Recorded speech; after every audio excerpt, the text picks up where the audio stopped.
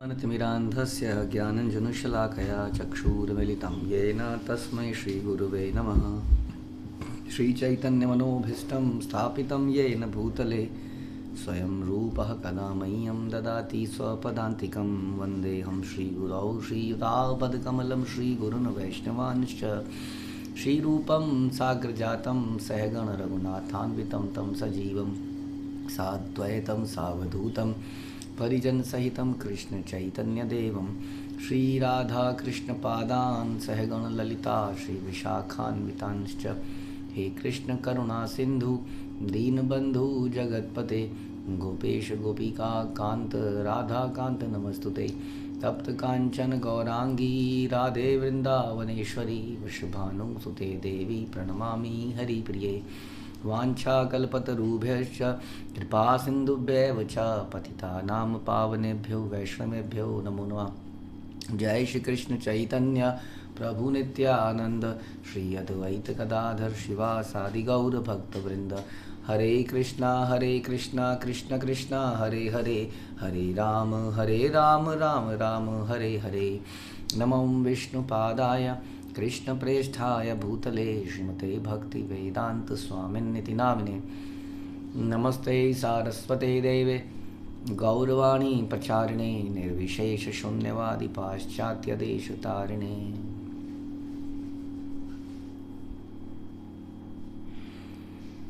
जय जय श्री चैतन्य जयो नित्यानंद जय अद्वैत चंद्र जय गौर भक्तवृंद। जय जय श्री चैतन्य जयो नित्यानंद जय अद्वैत चंद्र जय गौर भक्तवृंद। जय जय श्री चैतन्य जयो नित्यानंद जय अद्वैत चंद्र जय गौर भक्तवृंद। श्री चैतन्य मंगल मध्य खंड 1.107। तो वेद कहते हैं कि मेरे हाथ नहीं है, मेरे पाँव नहीं है, इन वेदों के समान मेरा कोई उपहास नहीं करता। इहा बलि हास्य प्रभु अप्रसन्न वदन नाही जाने वेद आमा कहिला वचन। उन्होंने कहा वेद मुझे नहीं जानते। इन शब्दों को कहकर भगवान हंसे, उनका श्रीमुख अप्रसन्न था। इसलिए हम जो भी धार्मिक अनुष्ठान करें, धर्म क्या है, इसलिए चर्चा मुख्य वही है, धर्म क्या है। बड़ा सिंपल शब्द में बोलें तो भगवान की सेवा करना धर्म है। उससे और सरल शब्दों में कहें तो गुरु की सेवा करना धर्म है, और सरल शब्दों में कहें तो वैष्णव की सेवा करना धर्म है। तो ये धर्म है। अब जो भी आप कर रहे हैं, ये वाला पाठ वो वाला पाठ, ये वाला कांड वो वाला कांड, ये वाले नारायण वो वाले नारायण, उसका निष्कर्ष अगर ये नहीं निकलता है, उसका पर्पज़ ये नहीं होता है भगवान की सेवा, गुरु की सेवा, वैष्णव की सेवा, वो भी भाव से सेवा शुरू में हम करते हैं बिना भाव के, लेकिन हमारी इच्छा ये है कि हमारे अंदर भाव पैदा हो। तो ये अगर पर्पज़ नहीं है तो वो सारी चीज़ें बेकार हो जाती हैं। तो वेदों में से अगर ये नहीं निकल पा रहा है, इसलिए कहते हैं वेदेश सर्वेर अहम एव वेद्या वेदांत कृत वेद विदेव चाम। तो भगवान ही वेदों के रचयिता हैं, लेकिन वो वेद बेकार हो जाते हैं जहाँ पर जिनका पर्पज़ उस भगवान को जानना ना हो। हम एक अनाथ की तरह हैं जिनका एक बहुत ही संपन्न परिवार है, पिता हैं, बहुत ही लविंग पिता हैं, लेकिन हम उसको भूल गए हैं, खो चुके हैं। एकमात्र उद्देश्य हमारा उस पिता को जानना, खोजना है। तो जीवात्मा सब प्रकार के प्रॉब्लम से दूर हो जाएगी, प्रसन्न हो जाएगी। तो हमारे इसलिए सारे के सारे वैदिक अनुष्ठानों का पर्पज़ ये होना चाहिए, उस भगवान को खोजना, उसको प्राप्त करना, उससे प्रेम करना। प्रेम किया जाता है किसी व्यक्ति से, और भगवान एक व्यक्ति हैं जो कि हम जैसे व्यक्ति नहीं है। हम भी एक व्यक्ति हैं, लेकिन इस संसार में हम लोग बद्ध अवस्था में, इसलिए अपने ओरिजिनल स्वभाव में हम नहीं हैं। जैसे कि माना कि आपका एक पति है, उस पर भूत चढ़ गया है, आप रहना नहीं चाहोगे उसके साथ जब तक उसका भूत ना उतर जाए। आपके ससुराल वाले कहेंगे जा बेटी जा, है तो तेरा पति। नहीं मम्मी जी, इस कमरे में मैं कैसे रहूँगी? भूत चढ़ा हुआ इन पे। तो इसलिए हमारे ऊपर ये भूत चढ़ा हुआ है, इसलिए इस अवस्था में रिलेशनशिप निभाना पॉसिबल नहीं है हमारे लिए। कौन निभाएगा ऐसे व्यक्ति से? ये भूत को जितना उतारेंगे उतना रिलेशनशिप स्ट्रांग होती जाएगी, राइट? तो ये समझना है, वो भूत उतारने के लिए हमें कोई कांड, कोई नारायण, कोई कुछ भी जो भी हम करते हैं उसका पर्पस ये होना चाहिए कैसे हमारा भूत उतरे। लेकिन जितने भी कार्य किए जाते हैं ये हमारे भूत को और बढ़ा देते हैं। कैसे धन आए, कैसे स्वास्थ्य बने, हाँ, कैसे विद्या अच्छी, वीज़ा लग जाए, नौकरी लग जाए, शादी हो जाए, तो ये हमारे भूत को और बढ़ा देता है। तो ये उल्टा पर्पस हो गया। तो ऐसे वेद जो है, इसलिए कह रहे हैं कि वेद मुझे नहीं जानते। और भगवान अप्रसन्न थे, ये पर्पस थोड़ी था वेदों का, है ना? वेदों का पर्पस तो भगवान को जानना ही था। तबे तक कहिला वैद्य करी परिणाम, करुणा कर प्रभु देह प्रेमदान। वैद्य मुरारी गुप्त ने प्रणाम करते हुए कहा, हे प्रभु कृपया मुझ पर कृपा कीजिए और मुझे भावोन्मत्त आध्यात्मिक प्रेम प्रदान कीजिए। ये देखिए, मांगा मुरारी गुप्त ने एकदम मौके पर चौंका, बिल्कुल भगवान इसी मूड में थे और तुरंत मांग लिया। क्या मांगा? मुझे भावोन्मत्त आध्यात्मिक प्रेम दीजिए।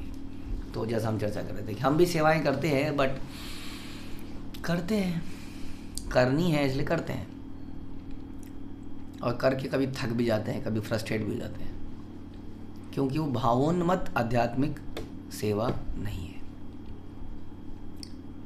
वो एक प्रकार से ड्यूटी है। ड्यूटी होना ऐसे व्यक्तियों से बेहतर है जो ड्यूटी को मानते ही नहीं है। उन्हें तो लगता है जीवन केवल खाने पीने के लिए है, ये सारी प्राकृतिक चीज़ें तो अपने आप ही आ रही हैं। दे ही रहा है ना कोई, हमें, हमसे कोई मांग रहा है, तो जब दे ही रहा है तो देने दो उसको। नहीं, कोई हमारी घर के आगे दहलीज पे रोज़ कोई 100 का नोट रख जा रहा है ना, तो कुछ मांग तो नहीं रहा ना, ले लो। ऐसा हमारा स्वभाव है। मिल ही रहा है ना, जब तक मिल रहा कहता है उसे आन दो, जब तक आ रहा है तब तक आने दो, पूछना क्यों है क्यों आ रहा है। तो कुछ तो ऐसे लोग हो गए, कुछ उसके ऊपर के लोग हुए, नहीं यार कोई हमें दे रहा है, ऐसा ठीक नहीं लगता है। कोई हमें दे रहा है, हमें भी तो कुछ करना चाहिए ना।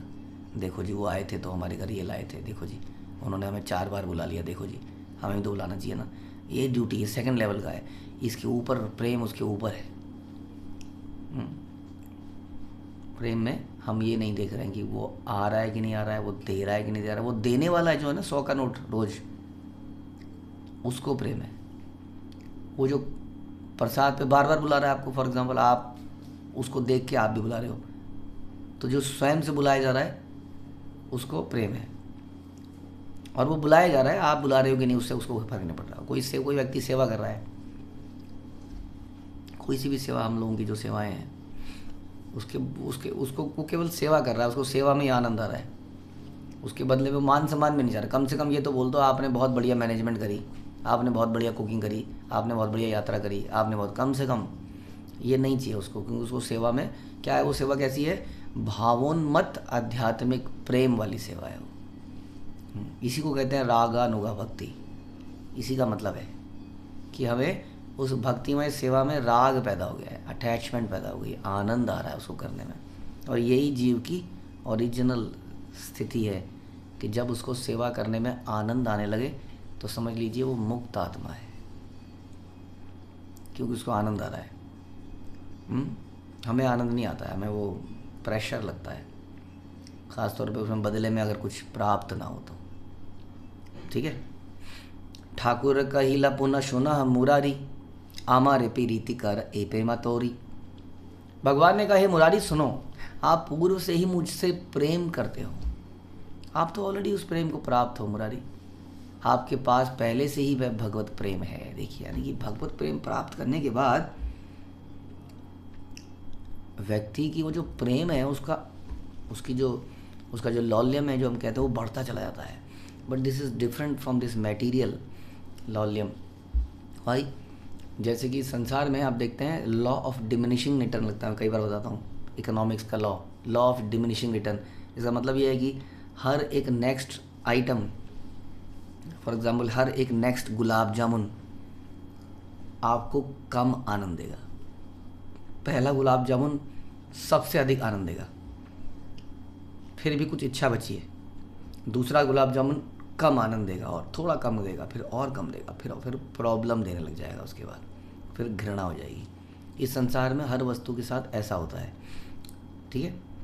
लेकिन लालसा बनी रहती है थोड़ी देर तक, उसके बाद तो घृणा हो जाती है। देख के हटा दो, ये लाल लाल काला काला देख के उल्टी आ रही है ना, घृणा। शुरू में लालसा बढ़ती है, लेकिन इस संसार की लालसा क्या है? जीवेरा लालसा इति उति धाय। आज इधर है, कल उधर है, फिर उधर है। अभी गुलाब जामुन भी थी, अब कुछ नमकीन खिलाओ, नमकीन नमकीन समोसा, हाँ अब मुँह नमकीन हो गया, अब ले आओ फिर से, अब गुलाब जामुन दे दो। तो यहाँ संसार में इस प्रकार है। इसके विपरीत तो लालसा यहाँ भी बढ़ रही है, लालसा बदल रही है, सेटिस्फैक्शन कम हो रहा है। और भगवान के आनंद नाम बुद्धिवर्धनम जो हम कहते हैं, उसमें क्या है? उसमें आनंद भी बढ़ रहा है और लालसा भी बढ़ रही है। बिल्कुल डिफरेंट, हम अचिंत्य है, सोच नहीं सकते कैसे, क्योंकि वहाँ पर बॉडी की ये बॉडीली लिमिट नहीं है हमारी। अभी तो हमारे पेट की लिमिट है और वही लिमिटेशन है इस शरीर के अंदर। आत्मा में नहीं है ना, अब जानते ही हैं। आत्मा पहाड़ से नीचे गिरेगा तो मर जाएगा? नहीं मरेगा, उसकी लिमिटेशन नहीं है कोई बॉडी की, उसकी आत्मा सच्चिदानंद स्वरूप की। तो उसका आनंद बढ़ता चलाता है, लेकिन उसकी लौल्यम भी बढ़ता है। कि लौल्यम नहीं बढ़ता है ना, तो वो भी एक आनंद नहीं, ये भी एक आनंद है। हाय और आध्यात्मिक लेवल पर तो बढ़ता चला जाता है। तो मुरारी गुप्त के पास पहले से ही है, लेकिन भगवान और चाहिए, भावोन्मत्त आध्यात्मिक प्रेम और दे दो। वो कह रहे हैं आपके पास है।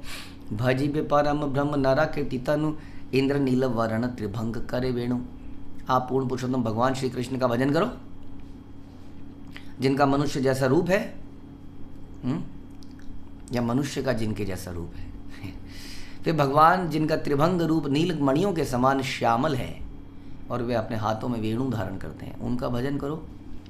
और भजन में ही तुम्हें सब कुछ प्राप्त हो जाएगा। हाँ, श्रील प्रभुपाद के भक्त शुरू में जब भजन करते थे, चैंटिंग कर रहे हैं सवेरे सवेरे, हरे कृष्ण कृष्ण कृष्ण हरे हरे, और सवेरे आरतियाँ करें, तो कई लोग पूछते थे क्या पर्पस क्या है? प्रभुपाद कहते थे पर्पस है चैंटिंग करना और डांसिंग करना। वो कह रहे वो तो अभी भी कर रहे हैं, तो यही पर्पस भी यही है, कार्य भी यही है। पहले अशुद्ध अवस्था में, फिर भावोन्मत्त स्थिति में, शुद्ध अवस्था में। शुद्ध अवस्था में भी हमें यही करना है, भजन से सब कुछ मिलेगा, और भजन ही प्रेम है। नव गोरा चनार गर्भ भंग द्युति वृषभानु सुता नाम मूल ये प्रकृति। उनकी मूल शक्ति प्रकृति वृषभानु सुता, वृषभानु की बेटी का नाम धारण करती है। उनका वर्ण नए गौराचन का गर्व नष्ट करता है। गौरचन नव वरांगना कत वल्लभे समर पिब निज तनु नंद सुते पाबे। कितनी सुंदर गोपियों के भगवान कृष्ण प्रियतम है। मुरारी गुप्त को कह रहे हैं तुम अपने शरीर को समर्पित करो, उनको प्राप्त करोगे। शरीर को कैसे समर्पित करें? शरीर को भगवान की सेवाओं में लगा के। चिंतामणि भूमि रत्न मंदिर सुंदर कल्प वृक्ष रत्न वेदी तहार ऊपर। चिंतामणि भूमि में दिव्य रत्नों के एक सुंदर महल में कल्प वृक्षों से घिरे रत्न जड़ित वेदी पर सुंदर कृष्ण बैठते हैं। कृष्ण अति सुंदर है, और दिव्य रत्नों के सुंदर महल में कल्प वृक्षों से घिरे रत्न जड़ित वेदों पर सुंदर कृष्ण बैठे। कामधेनु गण तथा अचिंत्य प्रभाव अभिष्ट करे पूर्ण ये करे ये भाव। वे सदैव कामधेनु गौओं द्वारा घिरे हैं। गायें कैसी हैं आसपास उनके, जो आप देखते हैं अक्सर, वो गायें कामधेनु है, सब कुछ देती हैं वो। गायें केवल दूध नहीं देती है। आप बोलोगे गाय पेड़ा दे दो, अब आपको कि पेड़े के लिए तो दूध को घंटों तक पकाना पड़ेगा, नहीं गाय सीधा पेड़ा दे देगी वो। तो कामधेनु गाँव से घिरे हुए हैं, उनकी शक्तियाँ कल्पना से परे हैं। वे जो भी इच्छा करते हैं वो सदैव पूर्ण होती है। तार अंग छटा निराकार ब्रह्म बलि जानी बे सब तत्व कृष्ण माधुरी। उनके अंगों का प्रकाश निर्विशेष ब्रह्म है। समझा? समझे? अंगों का प्रकाश है वो ब्रह्म इतना सुंदर लगता है, इतना सुंदर लगता है कि आदमी उसके आगे जाना ही नहीं चाहता है। कई आत्माएं वहीं फंसी रह जाती हैं उस ब्रह्म तेज में, है ना। जैसे कई बार देखते हैं हम रात्रि में किसी स्टेडियम की लाइट कितनी ज़बरदस्त लगती है, देखा आप लोगों ने? ऊपर से, ओह आहा, समझ लीजिए ऐसा प्रकाश, पूरे अंधकार में एक स्टेडियम चमक रहा होता है। समझ लीजिए ऐसा है गोलोक धाम। जब आत्मा दूर से देखती है कहती है ओहो, अंधकार की इस दुनिया में ये क्या रोशनी है, और उस रोशनी को देख के उस रोशनी में ही भूल जाती है अपने आप को। लेकिन जो गुरु परंपरा में है उसको घसीट के आगे ले आते हैं, रुको रुको, यहाँ नहीं रुकना है, आगे है, आगे है, अभी और है। या जानो कि कृष्ण का माधुर्य सभी सत्यों में उत्तम है, सबसे उत्तम है। यही मते सब भक्ते बलिला ठाकुर सुनिया सब आ रही है आनंद प्रचुर। सभी भक्तों की उपस्थिति में भगवान गौर ने इन शब्दों को कहा। इन शब्दों को सुनकर सभी का हृदय आनंद से परिपूर्ण हो गया। सुनिया मुरारी कहे प्रभुर चरण, रघुनाथ रूप प्रभु देखी देखी बनायने। इन शब्द को सुनकर मुरारी ने भगवान के चरणों में कहा, भगवान कृपया मुझे स्वयं अपने नेत्रों से भगवान रामचंद्र का दर्शन करने की अनुमति दें। हाँ भगवान, मेरी आसक्ति किस में है? राम के रूप में है। राम का रूप भी कोई कम मनोहर नहीं है। ये हम रामायण में सुनते हैं, हम कई बार चर्चा करी कि दंडकारण्य में ऋषिगण अपने आप को जला रहे थे घोर तपस्या में। हम सुनते हैं उसके बारे में कि जब भगवान राम आए थे तो कई ऋषि उल्टे पेड़ पे लटके हुए हैं, पेड़ पे लटक के उल्टा लटक के तपस्या कर रहे हैं। कोई शीर्षासन से तपस्या कर रहा है, कोई एक टांग पे तपस्या कर रहा है, कोई अरे अनेक और ऋषिगण उस जगह पर तपस्या कर रहे हैं। और ये सालों से, जन्मों से भगवान राम का वेट कर रहे थे। और वो जो जानते थे कि भगवान राम इस तरह से एक दिन आएंगे, एक दिन अचानक से उन्हें राम लक्ष्मण सीता, जो कि उन्हें समझ में नहीं आए थे कौन है वास्तव में, 3 लोग आते हुए दिखे। दूर से देखा कि कोई आ रहा है। अब वो उसके रूप को देखने लगे। उन्होंने देखा ये ग्रीनिश सा कोई व्यक्ति है। ओह, जैसे जैसे वो पास आते गए, वो उनकी गर्दन को, जो कि एकदम सुराईदार, उनकी चौड़ी छाती, भगवान की उनकी पतली कमर, उनको चलता हुआ देख के उनको चलने का तरीका जैसे एक शेर चल रहा हो, वो भी मंद हाथी की चाल चल रहा हो, ऐसे आते एक एक रूप को निहारते हैं ये। और तब इनके हृदयों से जो इनके हृदय में सूखा पड़ा होता है ना, वो एकदम भगवान के कलर की तरह हरा हो जाता है वो। और तो आ गए आ गए आ गए, यहाँ ऐसी बच्चों जैसी एक्साइटमेंट पैदा हो जाती है इन कठिन तपस्या वाले ऋषिगणों में। तो राम का रूप कोई साधारण रूप नहीं है। हाँ, ये ऋषिगण क्या कहते हैं, हे भगवान हम आप की होना चाहते हैं। भगवान ने कहा मेरी तो एक ही है इस जन्म में, तब तुम्हें कृष्ण लीला में आना पड़ेगा। वो गोपियों का रूप लेते हैं। सोचिए, राम से इतनी अट्रैक्शन कि वो बाद में गोपियां बन के भगवान से रास नृत्य करते हैं। तो राम का रूप कोई साधारण नहीं है, जैसे कृष्ण का नहीं है। बट कृष्ण जो है वो लीला माधुरी, वो is the top most, is the source, is original. All everybody else is original also, but इन्हीं से निकला है। ये चांस कलापनुसा कृष्णस्तु, भगवान से। उनके रूप के साथ एक चीज़ और जुड़ जाती है ना, लीला माधुरी। रूप तो है ही, और जब रूप के साथ लीला जुड़ जाती है तो नटखटपन जुड़ जाता है। वो आँखों का चंचल, हाँ ऐसे ऐसे ऐसे ऐसे ऐसे हिलना, मोरपंख। अब मोरपंख राजा राम कैसे लगाए, वो तो डिफरेंट व्यक्ति है ना, समझिए। ये वनमाला, वैजंती माला लेके घूम रहे हैं, मल्टी कलर्ड। अब सोचिए, एक सोबर आदमी है, वो सोबर सी माला पहनता है। हाँ, अब ये क्या है, ये तो मल्टी कलर्ड माला पहनते हैं। और इस प्रकार से इनका जो रूप माधुरी है, वो जो लीला माधुरी से जब मैच करता है, इनका झूठ बोलना, इनका चोरी करना, तो वो और ज़्यादा मंत्र मुग्ध कर लेता है जीवात्मा को। तो लेकिन मुरारी गुप्त की तो अटैचमेंट थी भगवान रामचंद्र से। तो कहते हैं, ये जो आपने अभी अभी मुझे आशीर्वाद दिया कि भगवान कृष्ण का दर्शन करो, मुझे रामचंद्र के दर्शन करने की अनुमति दें।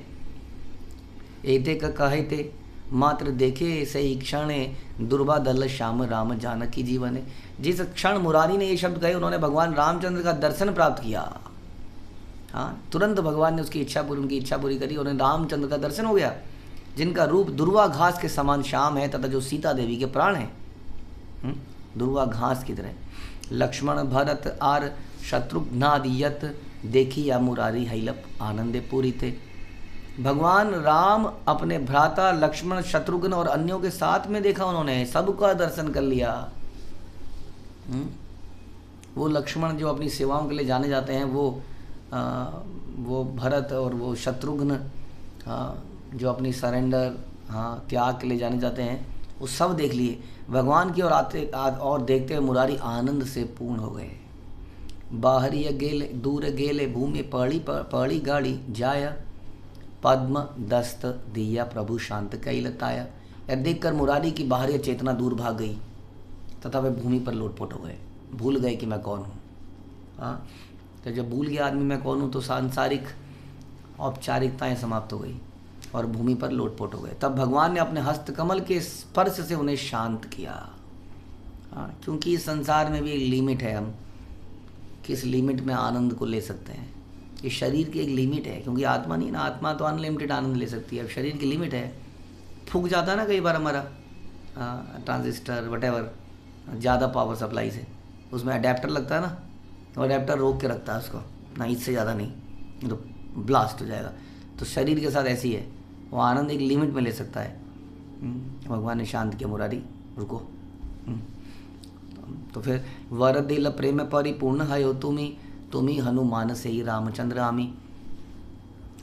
तो भगवान ने उन्हें आशीर्वाद दिया कि तुम भगवत प्रेम से परिपूर्ण हो जाओ और आप हनुमान हो और मैं आपका आराध्य रामचंद्र हूँ। ये रामचंद्र मैं ही हूँ और तुम कौन हो? हे मुरारी, तुम हनुमान हो, इसलिए तुम रामचंद्र से अटैच्ड हो।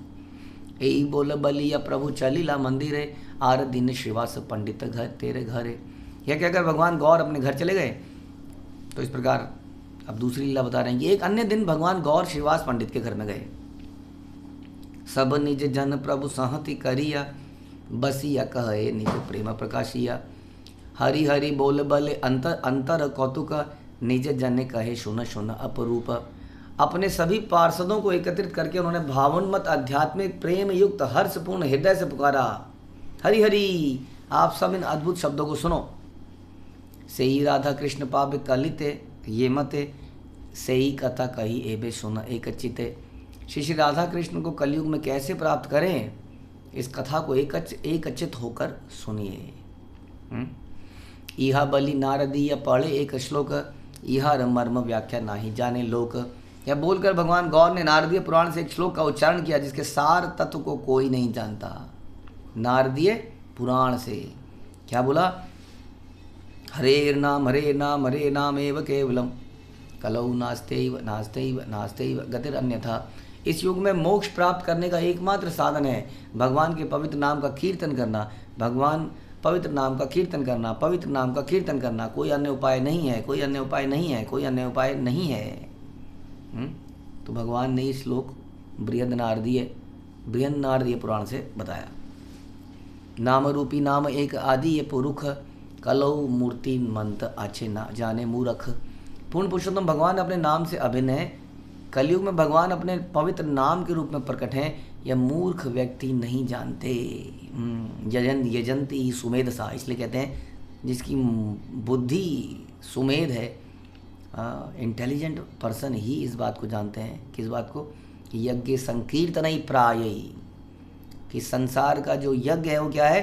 संकीर्तन यज्ञ है। जो मूर्ख है नहीं जानता है, उसके सामने हो रहा है फिर भी नहीं जानता है, फिर भी वो कहता है हाँ स्वाहा। वो भी पंडित जी करते हैं, क्या करते हैं पता नहीं।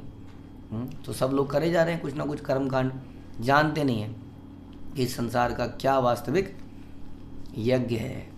मूर्ख व्यक्ति नहीं जानते। चैतन्य महाप्रभु ने बोला, नाम रूपी भगवान जानी है केवल, द्विधा घुचाईते व्यास बले ने 3 बार। कृपया यह जाने कि पूर्ण पुरुषोत्तम भगवान अपने पवित्र नाम से अभिन्न है। वह सत्य इस श्लोक में केवलम शब्द से प्रतीत होता है। हरे नाम एव केवलम, एव भी लगा है और केवलम भी लगा है, दोनों। ओनली एंड ओनली हरि नाम। प्रभु जी मतलब ठीक है, हरि नाम इज इम्पोर्टेंट, बट ये भी तो है ना, यज्ञ भी तो है ना, या ध्यान भी तो है ना, या डीटी वर्शिप भी तो है ना। कहते नहीं, हरे नाम एव केवलम, और कुछ नहीं है, केवल यही है। फिर भी हम कहते हैं कि माला नहीं हुई क्योंकि सवेरे में ये करने लग गया था, सवेरे में वो करने लग गया था। ऐसे है नहीं कि समस्या हमारी। कई लोग कहते हैं, हमको बोलते हैं प्रभु जी आरती तो करनी चाहिए, प्रभुपाद ने एक सिस्टम बनाया है, पर प्रभुपाद को ये थोड़ी पता था कि आप माला रात को 9 बजे तक करोगे। ये थोड़ी सिस्टम बनाया था प्रभुपाद ने। प्रभुपाद ने आरती बनाई है, प्रभुपाद कई बार लोग बोले, कई बार हो जाता है कुछ कन्फ्यूज़न। हालांकि हमें सीनियर से यही इंस्ट्रक्शन मिली है, फिर भी कई बार मतभेद हो जाते हैं कई लोगों के। नहीं, प्रभुपाद ने ये सिस्टम बनाया है, पहले आपको आरती करनी है, ये आरती करनी है। आरती करने में भी उसने इतनी एलिबोरेट आरती करी कि 1 घंटा प्रभु जी मेरा आरती में निकल जाता है। प्रभु जी मुझे सब करना है, 16 उपचार। माला प्रभु जी हो जाती है, आई इंश्योर कि सोने से पहले मेरी माला पूरी हो जाए। तो ये प्रभुपाद ने, वो तो प्रभुपाद के शिष्य ही बताएंगे, अब तो ऐसा तो नहीं बताया था। प्रभुपाद ने तो हमेशा यही कहा है, morning Sadhana. He made sure कि सवेरे की क्लास सुनने से पहले माला ख़त्म हो जाए। अगर आप पूरा सिस्टम फॉलो करोगे तो दर्शन आरती 7:15 बजे होती है, उससे पहले आपकी माला हो जाएगी, अगर आप ठीक से पालन करोगे तो। तो इस प्रकार का प्रभुपाद, ये थोड़ी था सिस्टम की रात को माला ख़त्म होगी हमारी। तो इस प्रकार से हरे नाम एव केवलम, इस श्लोक में व्यास इस विचार का 3 बार खंडन करते हैं कि भगवान अपने नाम से भिन्न है। हाँ, ये खंड ये नहीं है, भगवान का कोई अंतर नहीं है उनके नाम में। 3 बार बहियार अच्छे, 1 बार दुराशय पापी जीव जान बुझा बार। पद भ्रष्ट पापियों को इस सत्य के महत्व पर बल देने के लिए वैसे 3 बार दोहराते हैं। वो किसको? दुराशय पापी जीव, पथ भ्रष्ट पापी, समझते नहीं है इस बात को। उनको समझाने के लिए 3 बार बोलते हैं, हरे नाम हरे नाम हरे नाम एव केवलम कलियुग नास्ते नास्ते नास्ते। 3 बार किसके लिए बोलते हैं? पद भ्रष्ट पापी। क्योंकि आदमी कई बार होता है ना, जैसे आपकी जो घर में आपने देखा होगा, घर में आप अपने खास तौर पे बच्चों के साथ आप बोलोगे बेटा पानी लाइयो, तो बैठा है, बेटा पानी लिया, पानी ला रहा है कि ला रहा है? हाँ ला रहा हूँ। 3 बार बोलना पड़ता है, तब उसको लगता है छोड़ेगा नहीं। एक बार में नहीं सुनता आदमी, नालायक है, हाँ, तामसी है, आलसी है, एक बार में समझ नहीं आती है, पथभ्रष्ट पापी। इसलिए 3 बार बोला बता रहे। हरि नाम मात्र है केवल तहार, केवल केवल्य अर्थ जानी बे विचार। केवल भगवान हरि के पवित्र नाम से ही व्यक्ति मुक्ति प्राप्त करता है। केवल भगवान हरि के पवित्र नाम से, केवल उन्हीं के नाम से। ये थोड़ा सा एक्सट्रीमिस्ट है? बाकी सब गलत हैं क्या संसार में? बोले ये क्या क्वेश्चन हुआ कि बाकी सब गलत हैं? हाँ, गलत तो हम सारे ही हैं, तभी तो वो कह रहे प्रभु जी आपका ये क्या तरीका है, ये जेल में क्या सारे गंदे हैं? मतलब तो जेल में और कौन होगा? गलत तो है ही ना, तभी तो जेल में है। तो गलत तो हम सभी हैं, हम तो निकलने की युक्ति बना रहे हैं। आप कह रहे नहीं वो वाला कैदी तो ऐसे करता है, वो वाला कैदी तो ऐसे करता है, वो वाला कैदी क्या करता है ये इंपॉर्टेंट नहीं है। सरकार या जेलर क्या बता रहे हैं निकलने का तरीका, वो करना है। ये भगवान है, इस वक्त चैतन्य महाप्रभु बता रहे हैं, इसको बता रहे हैं कि जेल से निकल, नहीं ये बाकी कैदी तो ऐसा नहीं कर रहे। आप ऐसा क्यों कर रहे हैं? बाकी तो ये वाला ये भी कर रहे हैं, वो भी कर रहे हैं, ये भी कर रहे हैं, ये भी कर रहे हैं, ये भी कर रहे हैं, ये भी कर लेते हैं। प्रभु जी मैं ये वाली माला भी कर लूँ, मैं ये वाली माला भी कर लूँ, मैं ये वाली साथ में ये वाली माला भी कर। हरि का नाम बोला, हरि का नाम, हरेर नाम बोला, नाम थोड़ी बोला। हाँ, नाम बोला, हरि का नाम, हरि का नाम जपना है। फिर मंत्र भी बता रहे हैं, कल उसमें बता रहे हैं क्या कि इति षोडशकम नाम कली कल में शयनाशनम, कि 16 अक्षरों से बना हुआ नाम, यही कली के सारे नाम में भी स्पेसिफिक कर रहे हैं कौन सा नाम, कौन सा मंत्र, कौन सा महामंत्र। हरि के नामों में भी कौन सा मंत्र, वही बताया गया। तो इसलिए कन्फ्यूज़न नहीं है कोई भी, लेकिन पदभ्रष्ट। तो इसलिए केवल भगवान हरि के पवित्र नाम से ही मुक्ति प्राप्त कर सकता है। यहाँ कृपया जाने कि केवलम शब्द का अर्थ मुक्ति है। नाम मात्र नामाभास स्पष्टार्थ इहार, केवल यस्य मुख्य है यह शास्त्र परचार। यहाँ पवित्र नाम नामाभास को भी सूचित करता है, अर्थात पवित्र नाम का मंद प्रकाश। नामाभास से भी व्यक्ति मुक्ति प्राप्त कर लेता है, यह सभी शास्त्र सिखाते हैं। आप कहोगे हमें नाम का इतना महत्व नहीं पता है, नाम में रुचि भी नहीं है। हाँ, लेकिन नाम का आभास भी फ़ायदा कर देगा, इसलिए करिए। कोई फ़ायदा, कोई मतलब नहीं है आपका मन करता है कि नहीं करता है। कोई कहते हैं नहीं प्रभु जी करूँगा तो ध्यानपूर्वक करूँगा, नहीं तो नहीं करूँगा, इसलिए मैं केवल एक माला करता हूँ, क्योंकि ध्यानपूर्वक करनी है ना। अपने अपने नियम बना ही लेते हैं हम लोग। तो उनसे पूछिए क्या आप ऐसा करते हैं कि भैया खाऊंगा तो ध्यान से खाऊंगा, इसलिए एक ही रोटी खाऊंगा, आधी रोटी, जितनी रोटी ध्यान से खा पाऊंगा उतनी रोटी खाऊंगा, ऐसा तो नहीं करते हम। हाँ, उधर उससे बात कर रहे हैं, उससे बात कर रहे हैं, उससे बात कर रहे हैं, खा भी रहे हैं। वो खाना लाभ तो करता ही है, और दो ध्यानपूर्वक खाना, ये हमारी साइंस भी कहती है ध्यानपूर्वक खाने से वो ज़्यादा अच्छा पचता है, लेकिन फिर भी उसका लाभ तो होता ही है ना। तो इस प्रकार से अगर हम नहीं भी कर पा रहे हैं ड्यू टू सम, तो लाभ तो ज़्यादा, बर्बाद भी कहते हैं, जो उसका इफेक्ट है वो तब ज़्यादा दिखेगा जब हम ध्यानपूर्वक करेंगे, अपराध युक्त होकर, मुक्त होकर करेंगे, हृदय की ग्रंथियों को खोलेंगे, ईर्ष्या को समाप्त करेंगे, तब जाके लाभ मिलेगा, बेस्ट पॉसिबल वे। नहीं तो फिर भी उसका मंद प्रकाश भी लाभ करेगा। तो नामाभास से भी व्यक्ति मुक्ति प्राप्त करता है, नामाभास करते करते भी, ये सभी शास्त्र सिखाते हैं। लेकिन हमें मुक्ति नहीं, हमें प्रेम चाहिए, उसके लिए वैष्णव अपराध, ध्यानपूर्वक जप, ये सबसे बचना पड़ेगा। नामाभासे मोक्ष है सत्य शास्त्रवाणी, नामोदय प्रेमानंद पुराणे बखानी। नामाभास से व्यक्ति मुक्ति प्राप्त करता है, शास्त्र यह सत्यपूर्ण वचन कहते हैं। नाम का उदय होते ही व्यक्ति भाव भगवत प्रेमानंद प्राप्त करता है, इसकी पुष्टि पुराण करते हैं। इह बलि आन देव भज ये जन, तार गति नाही तेन बारे ए वचन। देवी देवताओं के उपासकों को यह सिखाने के लिए कि भगवान नाम के अतिरिक्त अन्य कोई उपाय नहीं है, यह सत्य इस श्लोक में 3 बार कहा गया। हाँ, तो 3 बार पीछे हमने बोला कि जो पथ भ्रष्ट हैं तो कौन है, देवी देवताओं के उपासकों के लिए बता रहे हैं ये बोला गया। तो देवी देवताओं के उपासक कौन है, पथ भ्रष्ट हैं, उनको बोलने के लिए 3 बार बोलना पड़ा। और नहीं है, कोई कन्फ्यूज़न नहीं है, और कोई नहीं है, और कोई रास्ता नहीं है, और कोई रास्ता नहीं है। हरि का नाम, केवल देवताओं के नाम को और हरि के नाम को बराबर नहीं कर सकते।